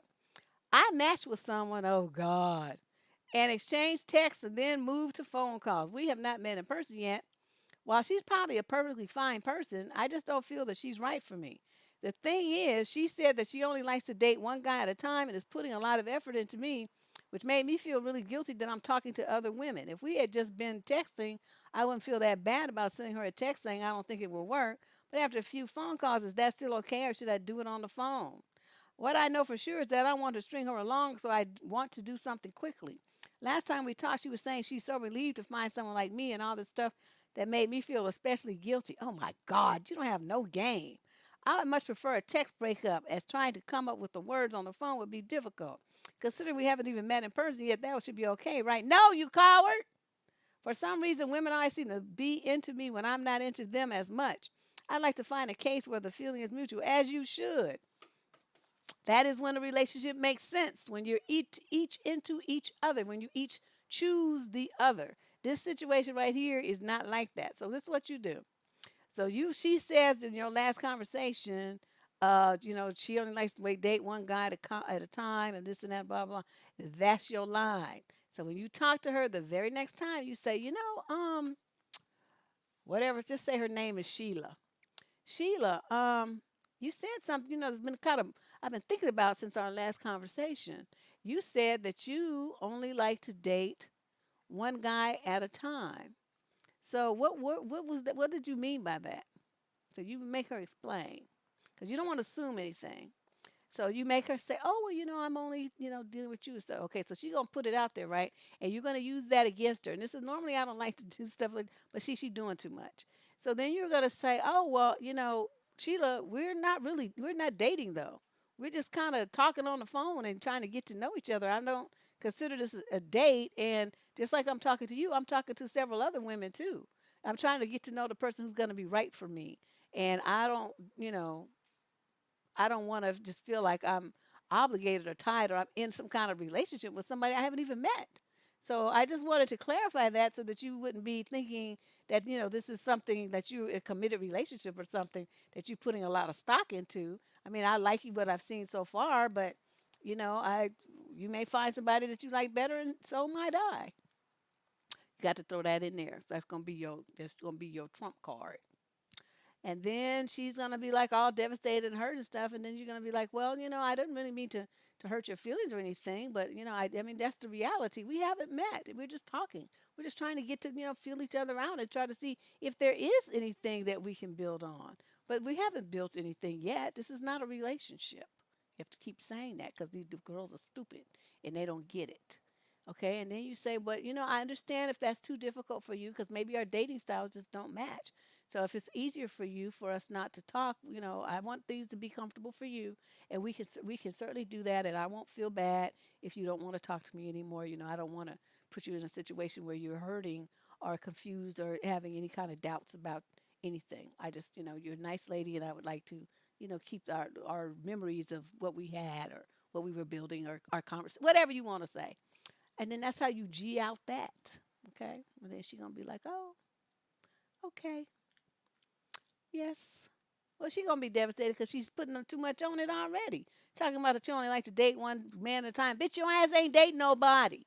See, now, me as a man, that's what I would say to. I'm telling you how to say it politely because I see by the way that you present yourself that you're a little more timid and you want to be, nice. And so that's why I gave you the conversation that's direct, but it's nice. I mean, you're going to keep your tone of voice modulated. You're going to stick to the reality, which is the fact that the two of you haven't even met and you're not dating. Okay, those are facts. You want to bring those to her attention because she seems to have gotten a bit confused. And then you're going to apologize and then you're going to take the blame for, exiting out of the relationship because you don't want her to be hurt and, to have wrong misconceptions since you are talking to other women and, you just want to clarify that, but you don't want her to be hurt over it. Okay. So, you give her that out, and then when she hangs up, she'll be like, well, I'm never talking to you again. And then you'd be like, oh, okay, I understand. And then you get off and you go, whoo, thank you, Jesus, that you dipped out on that. Okay. But yeah, what would I say? Me as a dude, I'd be like, bitch, you crazy as fuck. We ain't dating. I don't even know what you look like. Did you have some pictures online? That don't mean shit. And don't be trying to claim me. I claim who I want. You don't claim me. You got some shit twisted. That's what I would say if I were a dude. But, yeah, that's what a lot of people tell me,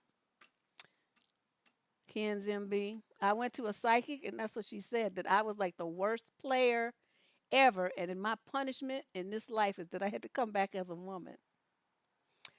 I said, well, that's all right, because I'm going to use my skills to educate women and protect them against men like what I used to be. But, this stuff, it comes too easy. You know what I mean? It comes too easy. So I'm like, okay, there might be something to what she's talking about. Because I just know how I would be. I would be terrible. I'm already bad enough as a woman. All right, so that's question number 13. Let's do 14. Female, 26 to 29, from Canada. I've been on 3 dates with a guy. We really hit it off. Great chemistry, etc. I like him. He is currently out of town with his family and will be for another 2 weeks. He's been gone a week now, and I've gotten 2 messages from him, one 2 days after he arrived, and the next one 5 days after that. So I didn't hear from him for 5 days. I had kind of written him off as not interested, but we've been texting consistently now for the last 2 days. One thing is, a lot of times his texts are just one-line comments, not really any questions to keep the convo going, because I didn't want to come off as too eager or keep someone on the phone when they didn't really want to be, and especially considering I hadn't heard from him in 5 days, so I was thinking his interest was low. I started responding the same way he did, with just comments instead of continuing to ask questions after every text. Good job. I make sure I'm enthusiastic in what I say, though. Emojis, exclamations, etc. Okay, you're doing too much.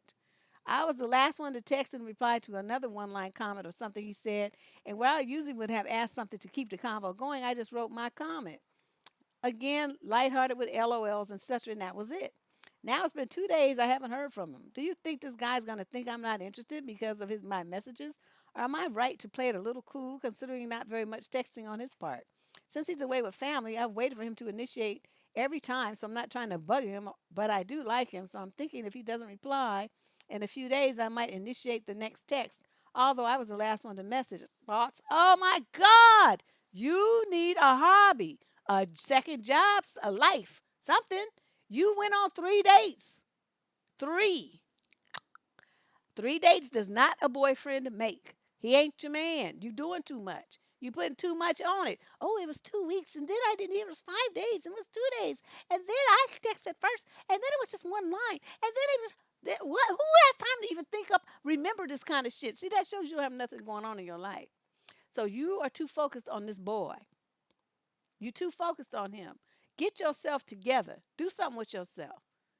I guess you can't go back to school right now, but you could do some kind of online classes. You could do something with yourself besides sit around and worry about how many times some dude you went on 3 dates with texted you. This makes no sense. Oh my God. Who cares if he thinks you're not interested? Let him think you're not interested. Let him do some work to get your interest. Okay, you got the shit all twisted all backwards. You don't have to worry about if you're interested showing him interest. Let him show you some. Okay, he's supposed to be chasing you. You got your mind, you got this shit all wrong and just twisted. Yeah, just too involved to somebody you went on 3 dates with. I don't know. I mean, by the time I went on a date on somebody, maybe 10 dates, I might be like a little bit more attached. But 3 days, 5 days, that's nothing. Yeah, I don't know. They be just getting attached. I got 2 messages from him. It was 2 weeks. And then he texted. It was just one line. So then I put emojis and exclamation marks. And then you know what I mean? It's like, whew, this girl. Wait, I forgot I had some wine. I need a swig.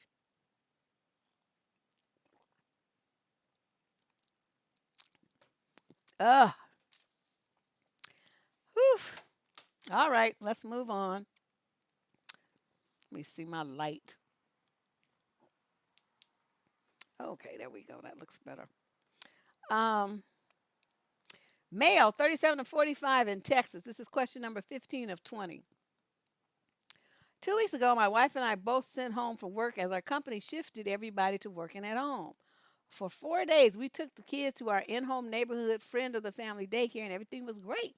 Then last Monday, my wife was furloughed in the morning, and that night we found out we lost our daycare because our provider is a senior and high risk. The first 3 days of being a stay at home mom started with her saying she was sick with a head cold and depressed and refused to get out of bed. She wasn't faking the cold, but I still needed to work, and it's impossible to get anything done with a toddler and a 3 month old taking up 90% of my time in the morning. She finally came out of the bedroom around lunchtime and spent the next hour screaming at me for making her get up when she's sick. I had the flu at the beginning of the month and spent 40 hours in bed, so I should have given her the same respect, except she was still on maternity leave, so she wasn't also responsible for an 8 hour workday at the same time. She also woke me up at 5 a.m. on day 2 of the flu to feed the baby because she was too tired and then got mad at me when I couldn't stay up for more than a couple of hours before I needed to go back to sleep. Today is day 6 of my wife as a homemaker, and I'm 99% of the sure the way to filing for divorce. Dude can't even take it a week. This is funny.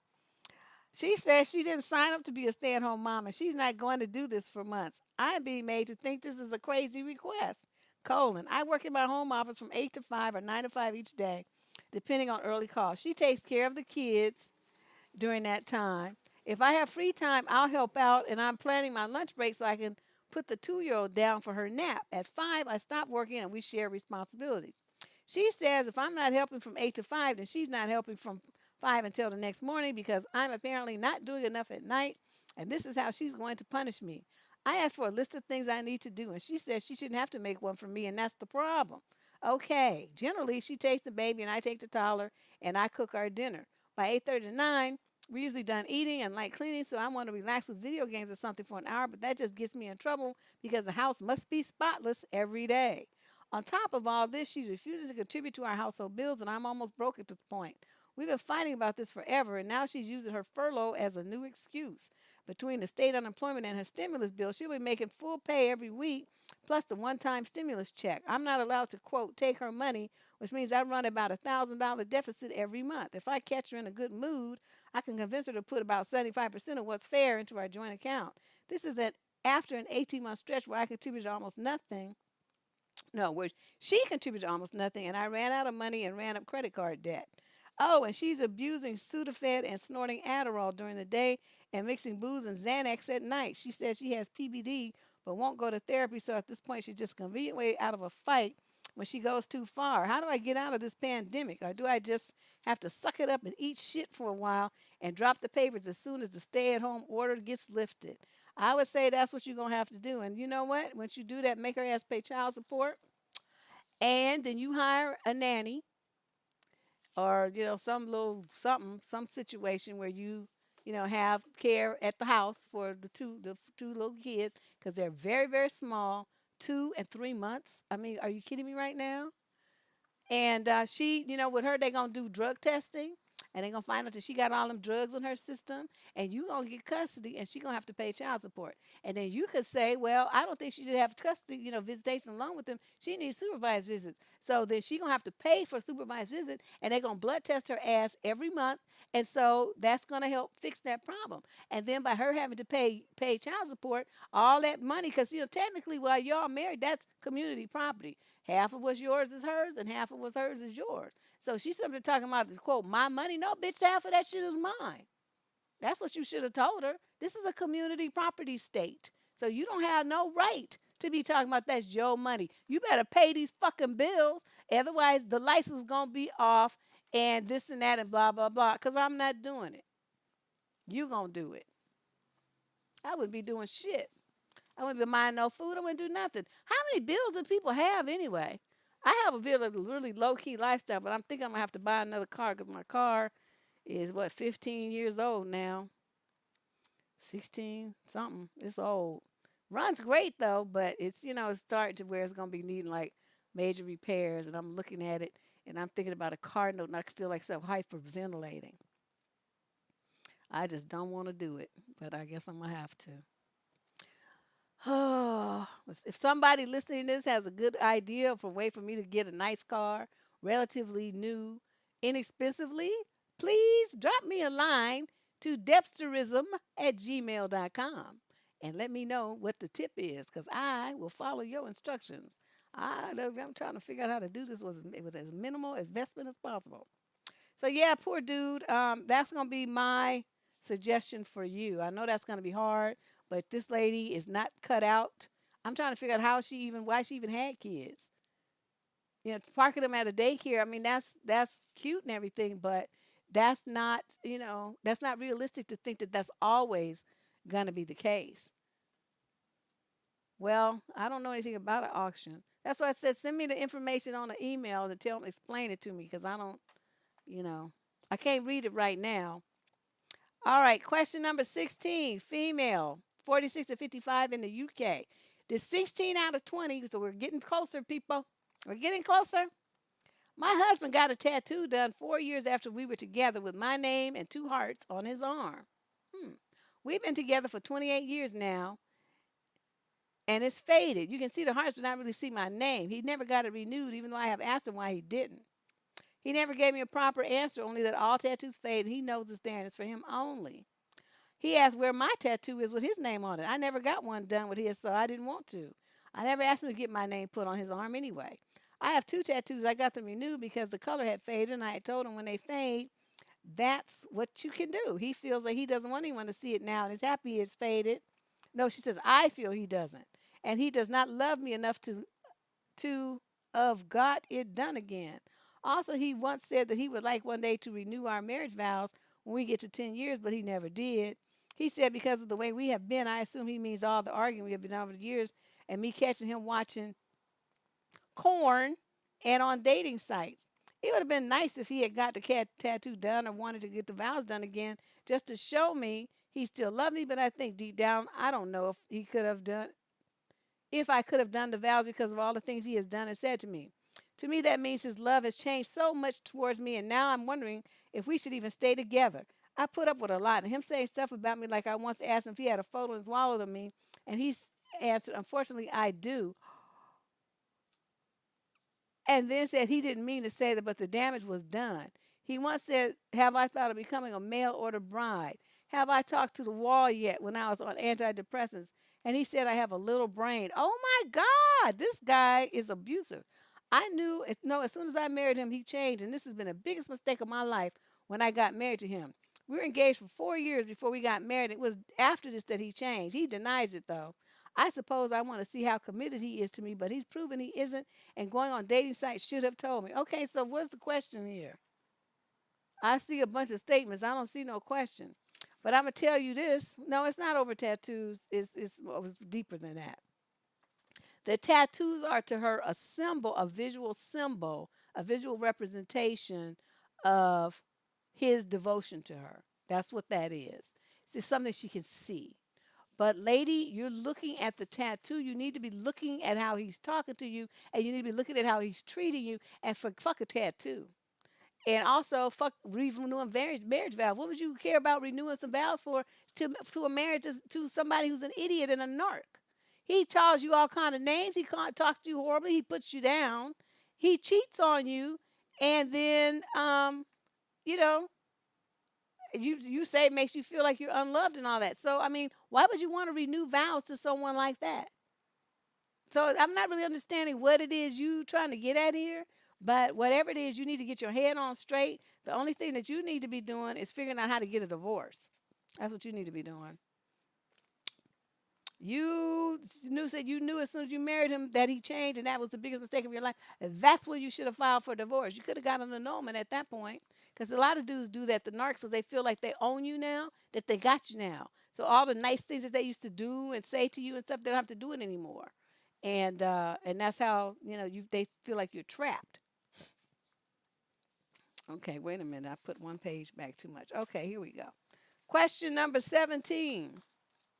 Yeah, I'm just like, I can't with these husbands. Like I said, you got one time to say some fucked up stuff to me. One time. And then it's over. I don't have that kind of patience. I don't want to do that. I don't feel like that is benefiting me in any kind of way. It's hot out here, so I got to turn my little baby fan on. All right. Question number 17, female 30 to 36 out of Paris. Oh, hello. I have been married for 5 months now and have known my husband for 2 years. He's a great person, but I'm beginning to have doubts. Uh-oh. And I can't share this with anyone around here because they'll only be judging. So I need your help in order to rationalize things. I'm from Nigeria and my husband is French. We started trying for a baby last year, but haven't yet succeeded.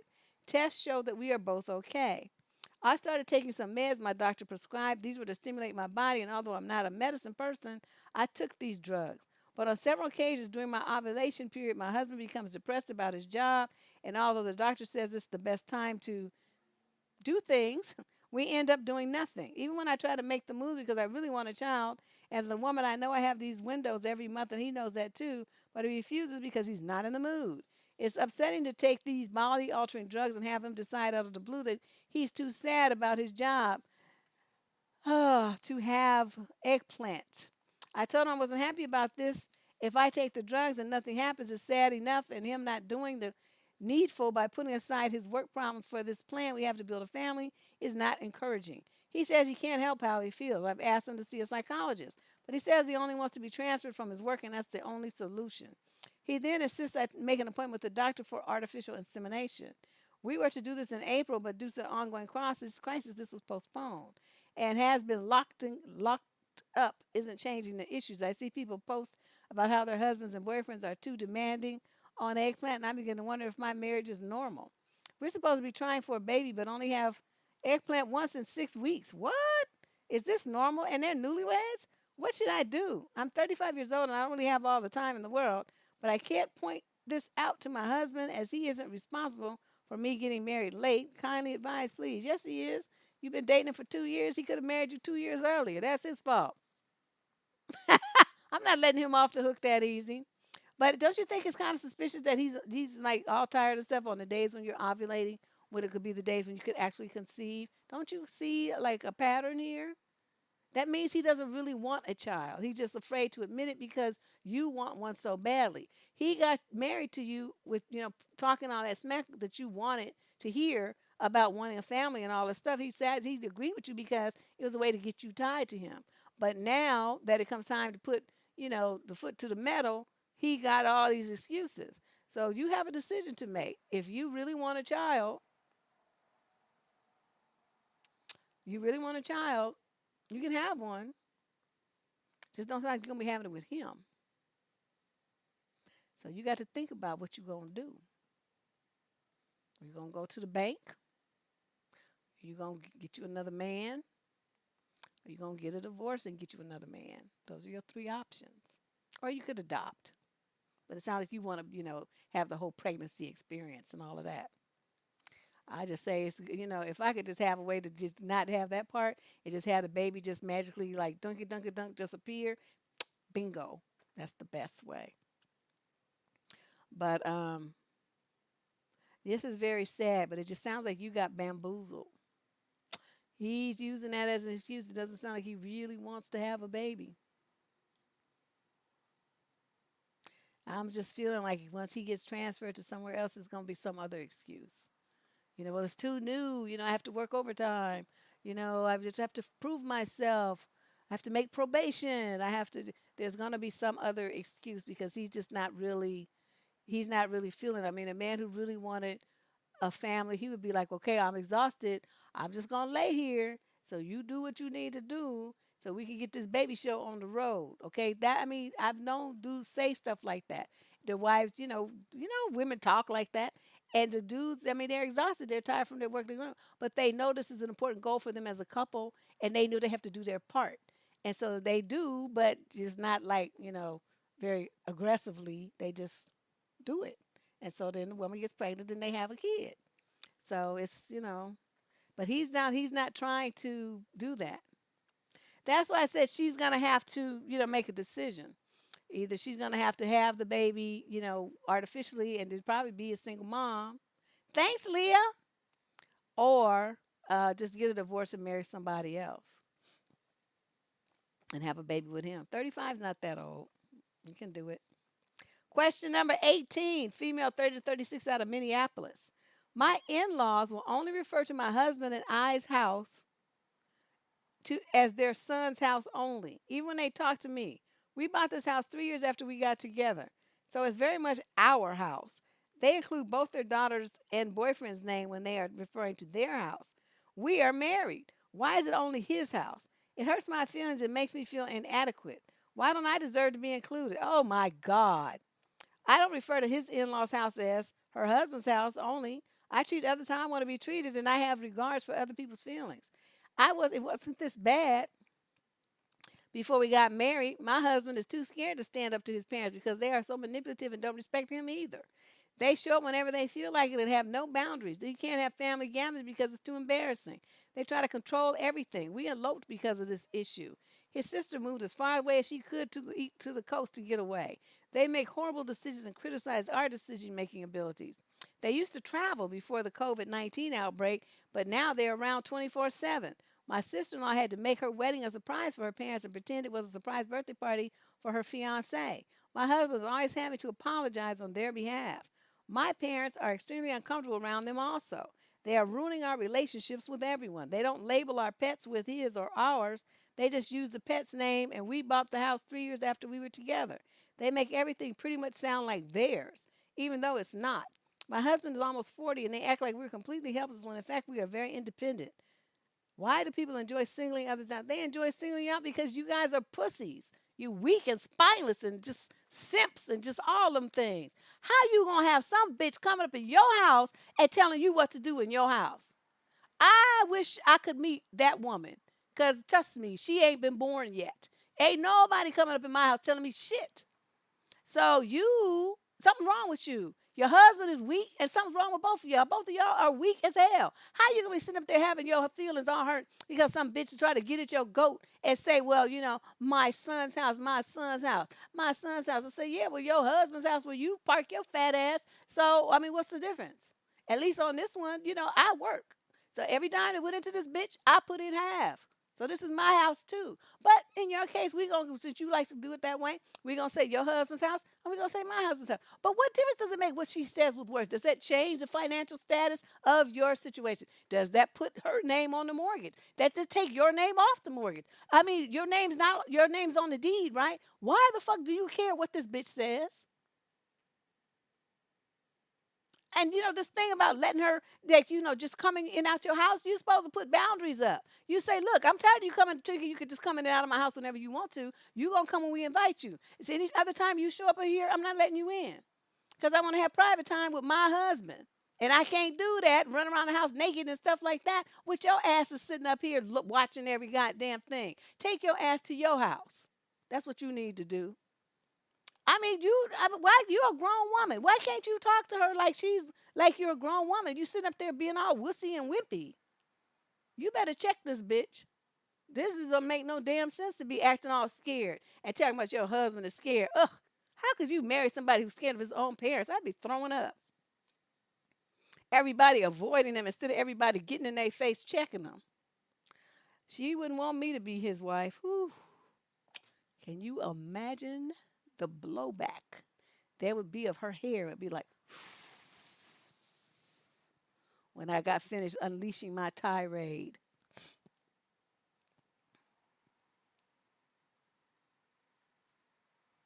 I'm just, I'm just, I'm just in awe of the weakness here. I just don't understand what's going on and why you guys are like this. All right, well, let's move on. Question number 19. This is the next to last question. Female 37 to 45 out of London. I've been married for 22 years. Wow. And we have a 21-year-old son who's been diagnosed the past 2 years with a health concern. Let me give you a little background about my husband. He's a hard worker. He's always worked since we've been married. He's provided for us financially, but he does not mostly supports my son and I, and he's never there when we need him, and I don't know what to do. My husband works long hours, graveyard shifts, so we don't see him until Friday and Saturday as he works on Sunday. He's more physically there for his brother and his brother's family on the only 2 days that he has off. When I need him to go to doctor's visits with my son and I because it's emotionally draining, he does not go to support our son. I mean, he'd rather catch up on some sleep, play a video game, watch a movie, or even lose sleep to do errands for my brother-in-law and brother-in-law's children than help us. He plans his free time with them and yet attempts to make plans for our family but never follows through. Mm. My husband says that if his brother needs him, then he will help as much as he can. My husband and brother-in-law had a hard upbringing, so I can respect for them. I can respect for them to be there for one another, but it's ridiculous for my son and I cannot spend time with my husband as a family. My brother-in-law and his wife take advantage of that with my husband. Of course, my husband denies it because his brother and sister-in-law can do no wrong. It's like I have to ask permission from my brother-in-law if I can have my husband do something for me. I have discussed it with my husband. I asked why my son and I are not a priority first. His response is that he financially provides, which is true. He literally gives me his whole paycheck, but it's not that kind of priority I was talking about. He brushes it off. He said if I gave him an ultimatum, that he would choose his brother and his brother's kids. During all this, he does find time for us to have whoopee twice a week, and it's always great. We've never had a problem in that area. He always tells me, I'm so confused on how to handle this. My husband refuses to go to counseling. I love my husband very much. I want my family back. This is a weird situation. No, it's not. And you know what's making me kind of give the side eye here? Why your husband want to be around somebody else's kids all the damn time? See, I'm not into this thing where men want to be around young kids all the time. What the fuck you doing? Bring your ass to your house where your wife and your mature son are. Why you got to be around a bunch of little kids all the time? That alone would make me highly suspicious of your husband. That's just not normal. Okay, that's not normal. There's something going on there that he's attracted to. And so he want to be all up under them all the time so he can see whichever that kid is that his ass is attracted to. I'm telling you, I'm just getting that vibe. I don't know where that's coming from, but soon as I was reading this, it's like the energy just took me over. That's what's going on. I'm positive of it. Now, some women might say, well, he got another woman. I don't think it's that. I think it's that he's interested in one of them children and he's being inappropriate. And that's why he wants to be over there all the time. Now, you didn't mention the names or the genders of them kids that his brother has. But, if they trust him like that, right, they're going to believe in him to watch the kids, right? Well, they go off and have their date nights and whatnot. Isn't that convenient? Uncles are the worst. When it comes to this kind of stuff, uncles is very commonly the reason.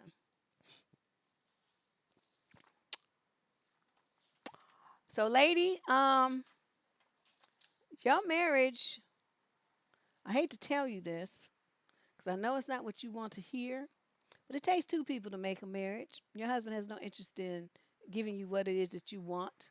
He's not going to do that. He'll give you money, but you know what? You could be divorced and still get that same money.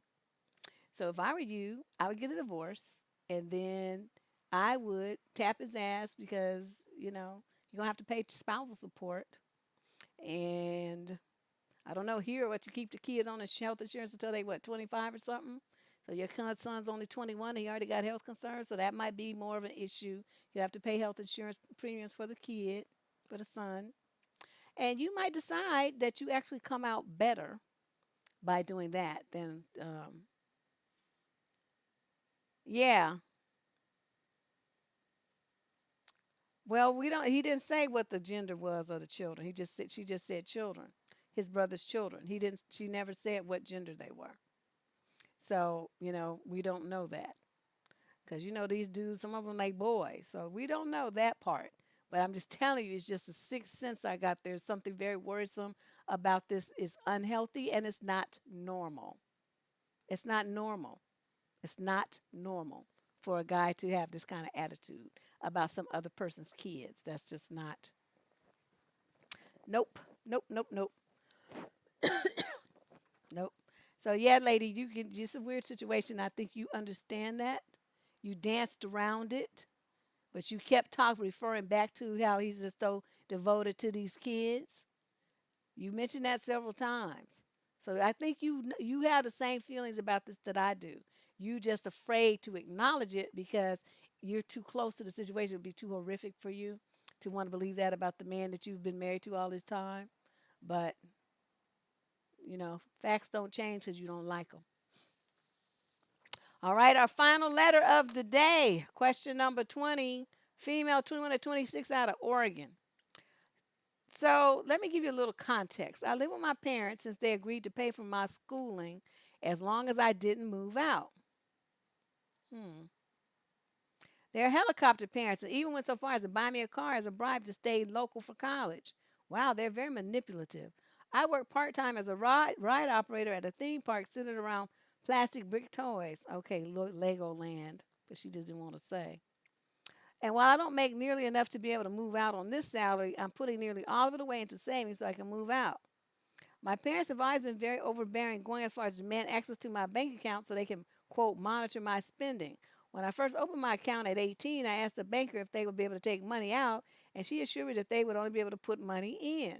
Fast forward to today, I was helping my mom with laundry, and my dad brought up the stimulus check that he had just received and how he's using it to pay off bills due this month. I made a comment about how it's good that we're going to be able to pay this month because of reduced income. Then he hits me with this bombshell. So she put, Dad, quote, oh, I wasn't really all that worried. If I needed the cash, I was just going to pull it out of your account. Me, what? Dad, yeah. And the best part is you don't even notice. I pay it back anyway, eventually. Me, that money's what I'm saving up to be able to move out once I graduate. When I started this job, you said I should put it away and not touch it. Dad, I said you shouldn't touch it, not that I wouldn't touch it. Besides, if you want to keep driving that car and using that phone, you'll just have to let me take it. Tell me you shove this phone up your ass. How about that? And I'll take the bus. You take that piece of shit car. I got upset by this and refused to continue the conversation. While it's true that my parents bought me the car, my dad did tell me that I would only be allowed to keep it if I kept living with them and went to college for what they wanted. Wow, so controlling. And my phone, well, I didn't see anything wrong with the old one that I had already paid for. The current one I have was supposedly a Christmas present. I do use the electricity and water and such in the house, but never have they indicated that I need to pay my share in it. If they had, I would have been understanding if less enthused, but then I would at least have a baseline for what I'm paying them. So far, I've seen charges on my account ranging from $200 to $800, and doing the math on the deposit they make, I'm still $700 short. That would be fine if they would just charge me rent, but going behind my back like this feels like theft. I haven't brought it up to my parents since, but it really bothers me. They essentially consider my savings to be a resource for them to use since they can't manage their money effectively. What you do, number one, head to that bank and close that account immediately. Close it. Close it. You're what? How old are you now? You in the 21 to 26 age group. You're a legal adult. There ain't shit they could do. Close it, and they want to put our name on it. No, I'm not doing that. And if they say, well, then you have to move out, say that's fine. Give me the rest of my money, and I'll be out tomorrow. Because see, you could rent a room somewhere. You just, the money that you paying them versus paying somebody else rent a room in their house. Same shit. And at some point you're gonna have to stop letting them control you. I know it's been convenient. That's why you did it. The thing with the phone, that sounds like a trick though, because see, now that they gave you a phone, you're on their account. So they can go log on and they can see all your calls. They can see everything that you're doing. Your life is far too intertwined with your parents for you to be the age group that you are. You're living like a child, except you got this little Mickey Mouse job. But everything else they're doing for you. As far as your school and all that stuff, if you really wanted to be independent, you would tell them, fuck you paying for my school. I'm out. I'll go back to school next year after I work full time and save up some money. I'll pay my own way. That's how you do when you're an adult. You pay your own way. You don't try to negotiate with your parents and like put a noose around your neck to control what you do and how you do it. Taking your, I mean, this is a horrible situation for a young adult to be in. So you need to figure out how you're gonna get yourself out of it. I'm telling you, close that bank account first, so that stop that draw out of the money, and then start looking for a room to rent in someone's home or a share house or something like that, and with other young adults too. And then you just go on over there somewhere. This makes no sense. Yeah. This is horrible. And they're going to keep controlling you as long as you let them. So you got to figure out what you're going to do. Put something in place to get them out your pocket, out your head, out your life. Yeah, she needs to grow up, but she's getting a taste of it now. Because that's a big price to pay when you have other people paying your way and stuff. Just like when a woman has a man that he doesn't want her to work and she's just going to stay at home. A lot of women say, "Oh, this is good. I just want to be a stay-at-home housewife," or whatever they call it. But they don't realize, you do that and you give up a lot of autonomy, a lot of self-direction, a lot of decision-making power, your control of your money. They control everything. They control every aspect of your life. And so, at some point, you got to realize what you've traded, and the trade off isn't always good. she just need to get a better job working at a theme park. Shit, get a real job. What's wrong with you? You ain't too old for that. That's some stuff high school students do. That's just a bit much. But anyway, that is it for What the Fuck Tuesday tonight, the last Tuesday of April 2020. Moving and mowing on down through the year. I will have another video tomorrow. We're doing another premiere at 6 p.m. of a video interview with Amari that will be up. I think you'll find that very interesting. The difference between her interview and the others that we've done so far is that she's still in the process of trying to get away from this guy. So when she's talking, it's real time stuff that's going on, not past tense. It's happening like right now. So that I think is one of the things that is very different about her interview versus the others. And I think it'll be very good information for other women who may be struggling with, trying to get out of their narc situation as well. So if you guys are interested in interviewing, you haven't signed up yet, send an email to Debsterism, the same name as this channel, Debsterism, ISM, at gmail.com, and let me know, give me a little overview about the situation and, a little information about yourself. If your story we feel like, meets the criteria for an interview, then we will send you information for the next steps as to scheduling your interview time, okay? But thank you, everybody. Thank you, Lady Boss, all the regulars showing up, and all the wonderful, generous people who donated to my cussing fund. Ah, yeah, they said I knew it was coming. I could tell. It's just always at least one that that just sends me into orbit. So it was a couple of them tonight. But good night, you guys. I hope you can join us tomorrow for the premiere of the show. You can chat in there, even though it's a recording. It'll be the first time it's shown, and you can chat and have fun just like you did tonight. All right. I will see you all very soon, hopefully, like I said, tomorrow. And if not, we're going to try to hit you up we got another show on Friday talking about what happened to the manly man. So I'll see you all real soon. Talk to you later. Bye bye.